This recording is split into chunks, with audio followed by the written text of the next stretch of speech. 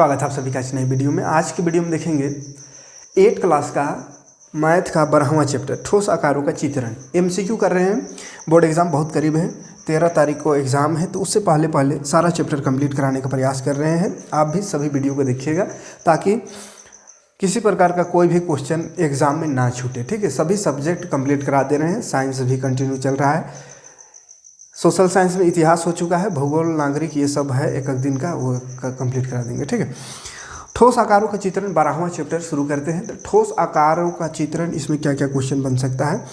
एक फार्मूला सबसे पहले इसमें याद रखिएगा, आयलर सूत्र है ना, आयलर सूत्र याद रखिएगा। इसी से बहुत सारा क्वेश्चन देखने को मिलेगा। ठीक है, आयलर सूत्र, ये जो ठोस आकार का चित्रण चैप्टर जो है उसमें 3D आकार को पढ़ना है। 3D है ना, 3 डायमेंशनल फिगर के बारे में अध्ययन करना है। तो इसके लिए एक सूत्र होता है आयलर सूत्र, जिसमें F + V = होता है E + 2। F + V = E + 2, जिसमें से F क्या है, तो F है फेसेस, जिसको हिंदी में फलक कहेंगे, है ना। फलकों की संख्या, V है वर्टिसेस, है ना। V को अंग्रेजी में वर्टिसेस कहेंगे। वर्टिसेस यानी हिंदी में कहें तो शीर्ष, कोना, है ना, शीर्ष है ना, कोना। और E मतलब एज होता है, एज, जिसको किनारा हिंदी में कहेंगे, किनारा। और 2 मतलब तो 2 होता है, ये मालूम है। ठीक है, तो ये सूत्र याद रखिएगा। इस सूत्र से बहुत सारा क्वेश्चन देखने को मिलेगा। ठीक है, जैसे क्वेश्चन में आते हैं, पहला क्वेश्चन दिख रहा होगा। पहला क्वेश्चन, आयलर सूत्र F + V = E + 2 के लिए कौन सही नहीं है। तो यहाँ पे बताना है कौन सही नहीं है। ठीक है, तो यहाँ पे देखो फॉर्मूला ये दिया हुआ है और इसके लिए कौन सही नहीं है वो बताना है। तो पहला ऑप्शन है F फलकों की संख्या है, तो F फलकों की संख्या, ये तो सही है। फिर दूसरा ऑप्शन में V बिंदु की संख्या होना, V को क्या बोला, बिंदु की संख्या, बल्कि ये क्या है, शीर्ष की संख्या, शीर्ष है।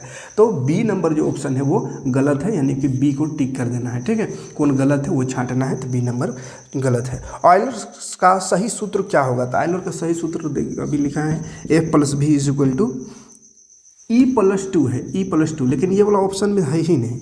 ऑप्शन में ये नहीं है, E को इधर करके लिखा हुआ है, तो F + V, E को इधर लिखेंगे तो माइनस में आ जाएगा, -E = 2, ये है ना, ये आंसर हो जाएगा। तो इधर उधर करने आना चाहिए थोड़ा सा। ठीक है, ये सूत्र है, इसको अगर E प्लस में है, इधर लावेंगे तो माइनस में हो जाएगा, तो फार्मूला बन जाएगा F + V - E = 2। 3 number question, निम्न में कौन 2D आकृति का उदाहरण है। 2D 2 डायमेंशनल फिगर कौन सा है वो बताना है। पहला ऑप्शन है वर्ग, तो वर्ग ऐसा होता है, वर्ग इसमें 2 ही डायमेंशन है, तो ये 2D आकृति है, तो पहला ऑप्शन ही सही होगा। दूसरा में है घन, घन मतलब होता है कमरा समझिए, एक डब्बा समझिए, तो डब्बा में क्या बीच में खाली जगह है, तो बीच में खाली जगह या बीच में कोई चीज़ भरा हुआ है, तो वैसा फिगर को 3D फिगर कहते हैं। ठीक है, जिसमें बीच में जगह हो तो 3D, जैसे ये रूम क्या है, 3D है। लेकिन अगर बात करें ऐसा कर दे खाली इस तरह से, ये क्या है, ये तो ये एक आयत है, इसके अंदर कुछ नहीं ना है, ये 2D है, क्या है ये 2D।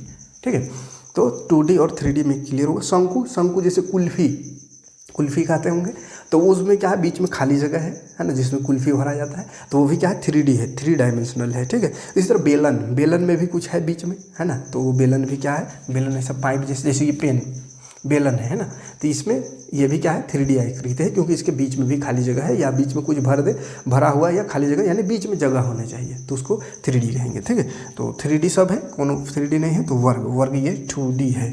ठीक, चौथा नंबर क्वेश्चन है, 2D आकृति नहीं है, फिर से बोल रहा है 2D आकृति अगर नहीं है बोल रहा है, तो त्रिभुज पहला ऑप्शन है, तो त्रिभुज तो 2D आकृति है, उसमें बीच में जगह नहीं होता है।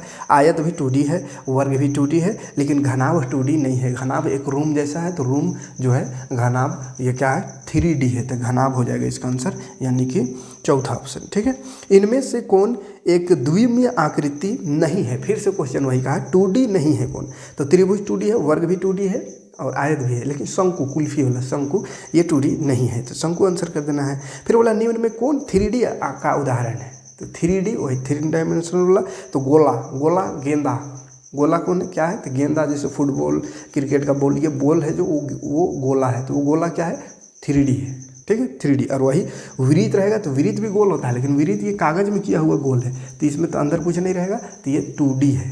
ठीक है, शंकु 3D है ना, तो कौन सा था 7वां क्वेश्चन। 7 नंबर में वही है 3D आकृति नहीं है बोला, 7 में तो आयत नहीं है। 8 नंबर में निम्न में कौन सा 3D आकृति नहीं है, तो फिर से आयत ऑप्शन है, तो आयत नहीं है। निम्न में कौन सा 3D आकृति नहीं है, फिर से बोला है तो त्रिभुज इसमें ऑप्शन है, तो ये छांट लीजिएगा। अब 2D और 3D कौन नहीं है, कौन है उसको। अब 10 नंबर देखो, इनमें से कौन सा समूह का नहीं है, मतलब समूह का नहीं है माने एक जैसा नहीं, तो घन, घनाभ और शंकु ये तीनों है बाबू 3D। घन, घनाभ, शंकु 3 को ऑप्शन दिख रहा है, ये तीनों का तीनों 3D है, यानी एक ग्रुप का है, लेकिन एक बीच में आयतन आ गया है। तीनों फिगर कुछ है 3D फिगर एक ग्रुप का, लेकिन आयतन आ गया। तो आयतन कोनो चित्र थोड़ी है, कोई फिगर थोड़ी है, तो ये आयतन यहाँ पे ऑप्शन हो जाएगा सही। ठीक है, कौन समूह से अलग है, तो आयतन। ठीक, 11 नंबर क्वेश्चन है, एक घन के किनारों की संख्या कितनी होती है, तो घन में कितना किनारा होता है, तो घन हम एक निकालते हैं, घनाभ भी निकालते हैं, तो घनाभ और घन में ज़्यादा फर्क नहीं होता है, बस घन में चारों तरफ से सब तरफ से बराबर होता है और घनाभ में एक तरफ लंबा होता है। ठीक है, तो कितना किनारा है, किनारा देखिए, किनारा मतलब ये वाला देखना, ये किनारा 1 2 3 4 5 6 7, इधर 8 9 10 11 12, तो 12 को किनारा होता है। ठीक है, ये वाला किनारा कहेंगे। और ये जो है ये इसको फेस बोलेंगे, तो फेस का है तो 1 2 3 4 गो इधर फेस, ऊपर एक 5 और एक नीचे, तो 6 गो फेस है। और किनारा 12 गो, 6 फेस में का किनारा होगा, तो 12 गो किनारा। कोना का है तो 1 2 3 4 5 6 7 8 गो वर्टिसेस, शीर्ष है। ठीक है, कोई दिक्कत नहीं। तो एक घन में कितने किनारा है, तो किनारों की संख्या 12 है। एक घन में फलकों की संख्या, तो अभी बताएं फलक की संख्या 6 गो फलक है ना।